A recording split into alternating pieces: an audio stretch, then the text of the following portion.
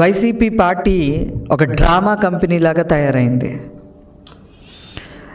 రాజధాని విషయం మీద పూటకొక మాట మాట్లాడటమే కాకుండా మొన్న ఉభయ సభల్లో రాజధాని క్యాపిటలే సిటీ అమరావతి అని చెప్పి పాస్ ఆన్ అయినప్పుడు కూడా వైసీపీ పార్లమెంట్ సభ్యులు ఇష్టం వచ్చినట్టుగా మాట్లాడారు.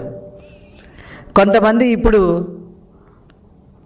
అమరావతి పేరుతో ఒక దోపిడీ జరగబోతా ఉంది అని చెప్పి వైసీపీ నాయకులు, ముఖ్యంగా జగన్మోహన్ రెడ్డి గారు మాట్లాడుతూ ఉన్నారు.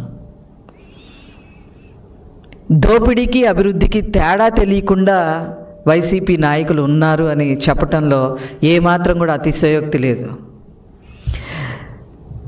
తండ్రి పదవిని అడ్డం పెట్టుకొని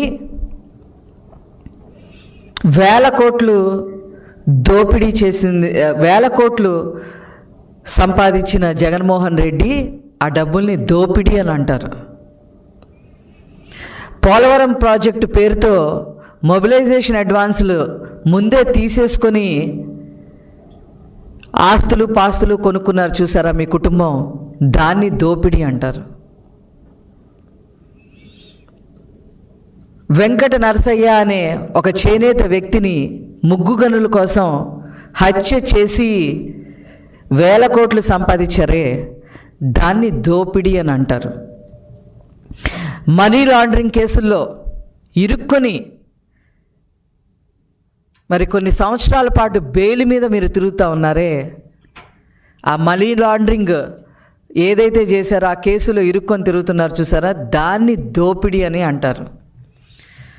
మరి ఈ దోపిడీ డబ్బుతో సాక్షి ఛానల్, సాక్షి పేపరు పెట్టి ఆ పేపర్లో ఇష్టం వచ్చినట్టుగా రాతలు రాసి బ్లాక్మెయిలింగ్ చేసి మరి అవతల వాళ్ళ దగ్గర నుంచి డబ్బులు గుంజుతున్నారే, దాన్ని దోపిడీ అని అంటారు.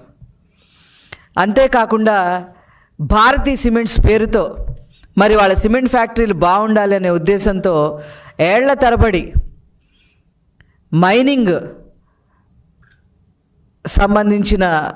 మైనింగ్కి సంబంధించిన స్థలాలన్నీ కూడా తీసుకొని దోపిడీ చేస్తున్నారే, దాన్ని దోపిడీ అని అంటారు.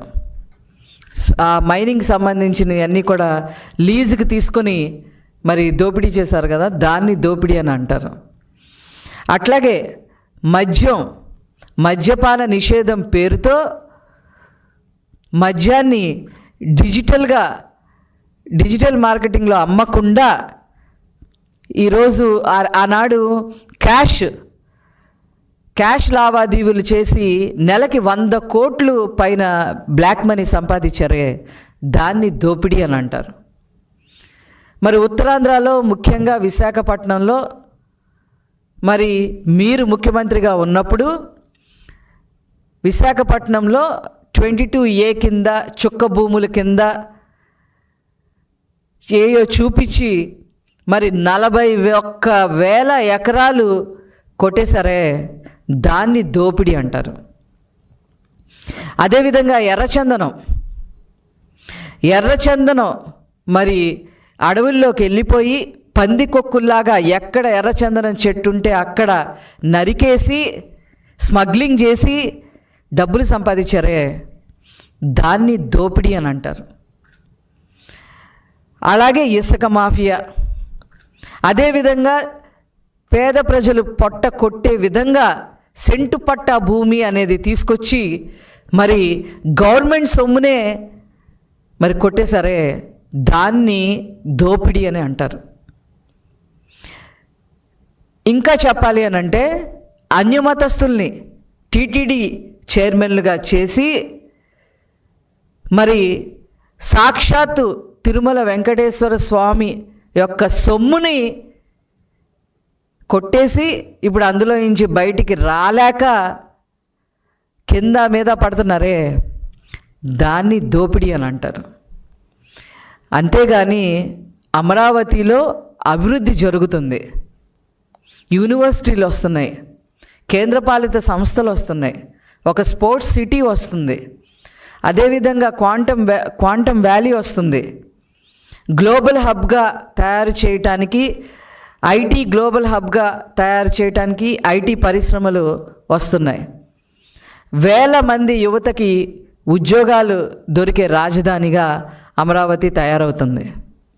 వీటిని హర్షించాల్సింది పోయి మీ ఇష్టం వచ్చినట్టుగా మాట్లాడటం ఏంటి అనేది నిజంగా అర్థం కాని ప్రశ్న అని చెప్పి ఈ సందర్భంగా తెలియజేస్తా ఉన్నా. దేశం అంతా జాలిపడతా ఉంది. 10 ఏళ్లుగా ఆంధ్రప్రదేశ్కి రాజధాని అనేది లేదా అని. అది పార్లమెంట్ సాక్షిగా ఉట్టిపడింది. ఆయా రాష్ట్రాల పార్లమెంట్ సభ్యులు కూడా మాట్లాడటం జరిగింది. నీకు జాలి లేదు కదా, దాన్ని ఎట్లా నరుకుదామా అని చెప్పి చూస్తావా? నీ పేటీఎం బ్యాచ్తో రోజుకొకరితో మాట్లాడిస్తావా? వైవి సుబ్బారెడ్డి, విజయసాయిరెడ్డి, పెద్దిరెడ్డి రామచంద్రారెడ్డి, వీళ్ళందరితో, సజ్జల రామకృష్ణారెడ్డి, వీళ్ళందరితో ప్రెస్ మీట్లు పెట్టిస్తావా? అసలు ఈ సైకోతత్వం అంటే ఏంటో అసలు మాకు అర్థం కావట్లే. రాజధాని మీద ఒక స్పష్టత లేకపోగా ముఖ్యమంత్రి స్థానంలో ఉండి ఎన్ని అబద్ధాలు చెప్పావు. అవన్నీ కూడా స్వయంగా నారా లోకేష్ గారు ట్వీట్ చేయటం కూడా జరిగింది. ఆ వీడియోలు నీకు తిరిగి సమాధానం చెప్పే పరిస్థితి కూడా లేదు. కానీ ఏదో రకంగా బురద చల్లాలి అనే ఉద్దేశంతో నువ్వు కూర్చున్నావు. కేవలం ఇది కక్ష సాధింపు తప్ప ఇంకొకటి కాదు. రైతులు మాట్లాడకుండా చంద్రబాబు గారు ఎప్పుడైతే ఈ ఏరియాలో, గుంటూరు విజయవాడ ఏరియాలో రైతుల్ని కోరి రాజధాని కడతాను, మీ భూములు ఇవ్వండి అంటే మాట్లాడకుండా చంద్రబాబు గారి మీద ఉన్న నమ్మకంతో 30,000 ఎకరాల పైన ఇచ్చారు చూసారా. అది ఓర్చుకోలేని తనం ఈ జగన్మోహన్ రెడ్డికి. నీకు పేరు లేదు, నీ అయ్యకి పేరు లేదు, నీ కుటుంబానికి పేరు లేదు. మీది ఒక చెంచల్గూడ జైలు పార్టీ అంటారు, ఒక మాఫియా పార్టీ అంటారు.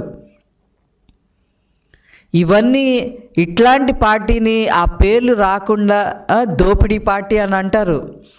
ఆ పేర్లని ఎలా తుడుచుకోవాలనే ఆలోచన విధానం లేకుండా ఈరోజు 5 కోట్ల ప్రజల యొక్క ఆకాంక్ష, 5 కోట్ల ప్రజల యొక్క కళ, మన రాజధాని అమరావతిని కూడా కళ్ళు పొడిసేసేలాగా మాట్లాడటం నీకొక్కడికే చెల్లుబాటైంది.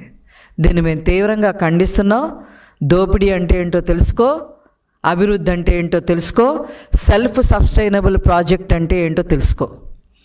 మీ వైసీపీ నాయకుల్ని నేను ఒక విషయం చెప్పదలుచుకున్నా.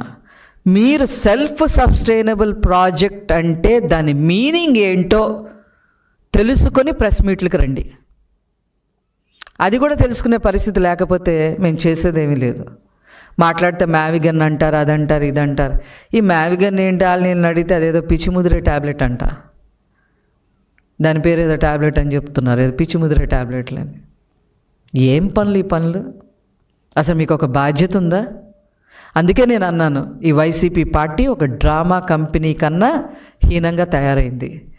అందుకనే మీరు 11 సీట్లతో మిమ్మల్ని తీసి పక్కన పెట్టారు ప్రజలు. కనీసం ప్రతిపక్ష హోదా కూడా ఇవ్వలేదు. ఇవన్నీ ఆలోచించకుండా ఇది ఏ రకంగా పార్టీని మనం బాగు చేసుకోవాలనే ఆలోచన విధానం కూడా లేకుండా ఈరోజు రాజధాని మీద, అమరావతి మీద మీరు విషం చిమ్ముతున్నారే, ఇంతకన్నా దారుణం ఇంకొకటి లేదు. దీనికి ఖచ్చితంగా మీరు అనుభవిస్తారు అని చెప్పి నేను తెలియజేస్తూ నేను సెలవు తీసుకుంటున్నాను. Thank you.